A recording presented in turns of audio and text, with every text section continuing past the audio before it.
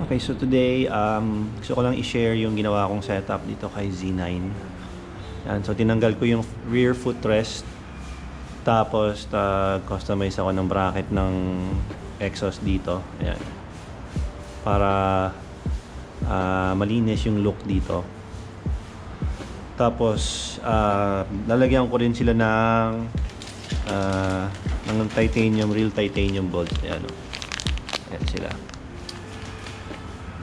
Naglagay na ako pa unti-unti, like ito totoong titanium yan, tsaka ito yan, mga extra ko lang, mga spare ko na hindi ko na gamit, pero ito mga hang, so hindi yan totoong titanium, yan yung mga papalitan ko. Ito, so order na ako sa Shopee, install ko lang sila.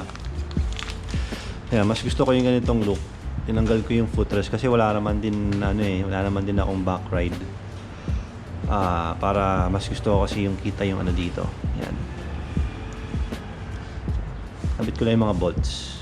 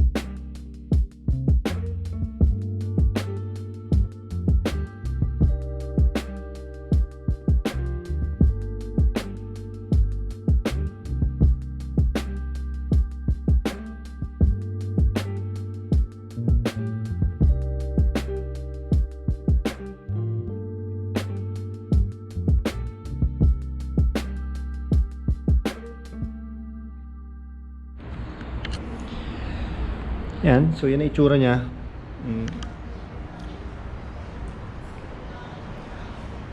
Yan, o, di ba? Ganda na tingnan pag yung likod, o. Ito yung isa kong kinabit. Okay, so yun lang. Gusto ko lang i-share yung ginawa ko kay Z9, especially dito sa rear footrest. Tinanggal ko para mas clean tignan yung dito sa likod ng bike. So yun lang guys, thanks for watching and see you sa next video.